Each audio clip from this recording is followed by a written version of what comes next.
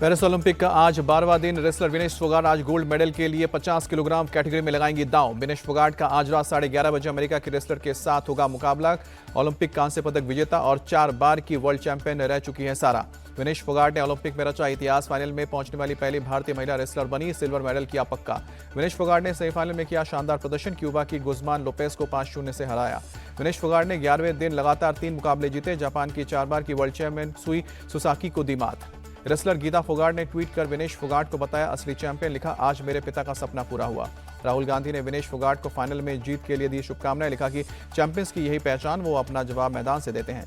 UP के CM Yogi Adityanath ने tweet करके विनेश फोगाट को दी बधाई। लिखा कि विजय का यह स्वर्णिम अभियान चलता रहे। सपा नेता अखिलेश यादव ने भी दी विनेश फोगाट को बधाई। लिखा कि महान खिलाड़ी विनेश फोगाट की जीत सिर्फ उनके खेल की जीत नहीं है, एक बहुत बड़ी मानसिक जीत है।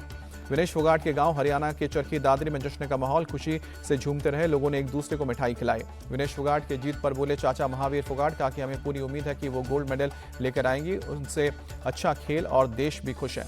पेरिस ओलंपिक में नीरज चोपड़ा ने किया कमाल। क्वालिफाइंग राउंड में सीजन बेस्ट 89.34 मीटर भाला फेंक कर फाइनल में जगह बनाई। भारतीय हॉकी टीम का 44 साल बाद ओलंपिक गोल्ड मेडल जीतने का सपना फिर से जर्मनी ने तोड़ा। सेमीफाइनल में जर्मनी ने 3-2 से हराया। अब ब्रॉन्ज के लिए स्पेन से भिड़ंत। भारतीय वेटलिफ्टर मीराबाई चानू का महिलाओं की 49 किलोग्राम कैटेगरी में मुकाबला आज रात 11 बजे शुरू होगा मैच। मेंस 3000 स्टीपल चेज के फाइनल में उतरेंगे अविनाश साबले। आज रात को 1:13 पर मुकाबला। आईओसी सदस्य नीता अंबानी ने मनु भाकर को सम्मानित किया। पेरिस ओलंपिक में मनु भाकर ने 2 मेडल जीते हैं। भारतीय शूटर मनु भाकर के कोच जसपाल राणा को मिल सकता है बड़ा सम्मान। राष्ट्रीय निशानेबाजी महासंघ अपने खेमे में जसपाल राणा को वापस ले सकती है।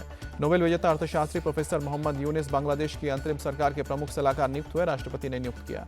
अमेरिका ने दिया शेख हसीना को बड़ा झटका। वीजा किया रद्द। शेख हसीना की पार्टी के कई नेताओं के वीजा भी प्रतिबंध लगाया।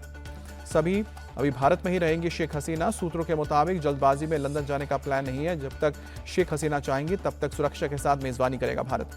तख्ता पलट के बाद बांग्लादेश की सेना में शीर्ष पर बड़े बदलाव। शेख हसीना के करीबी मेजर जनरल जियाउल हसन पद से हटाए गए। 7 सीनियर ऑफिसर्स का ट्रांसफर हुआ। ढाका से एयर इंडिया की विमान ने दिल्ली पहुंची। एयरपोर्ट पर दी हालात की जानकारी। कहा कि वहां पर अब हालात ठीक है, समस्या नहीं है। यात्रियों ने बयां किया बांग्लादेश के हालात। कहा कि 18 जुलाई को युद्ध जैसा माहौल था। तख्ता पलट के बाद बांग्लादेश में हालात आउट ऑफ कंट्रोल। कट्टरपंथियों के निशाने पर हिंदू। जगह जगह हिंदू मंदिरों और हिंदुओं के घरों में तोड़फोड़ और आगजनी। ढाका में 2 हिंदुओं की हत्या। बांग्लादेश में हिंसक प्रदर्शन हुआ बेकाबू। 16 जुलाई से अब तक विरोध प्रदर्शन में 440 लोगों की जान गई है। बांग्लादेश के हालात पर संसद में विदेश मंत्री का बयान। कहा कि शेख हसीना को हटाना ही प्रदर्शन का था इकलौता एजेंडा। गृह मंत्री से मिले विदेश मंत्री और एनएसए अजीत डोभाल। बांग्लादेश के ताजा हालात पर अपडेट लिया। बांग्लादेश से सटे भारत के बॉर्डर पर भारी मात्रा में बीएसएफ के जवान तैनात। बॉर्डर पर जवान लगातार कर रहे हैं पेट्रोलिंग। बांग्लादेश में हिंदुओं के साथ अत्याचार नहीं होना चाहिए, योग गुरु स्वामी रामदेव का बयान।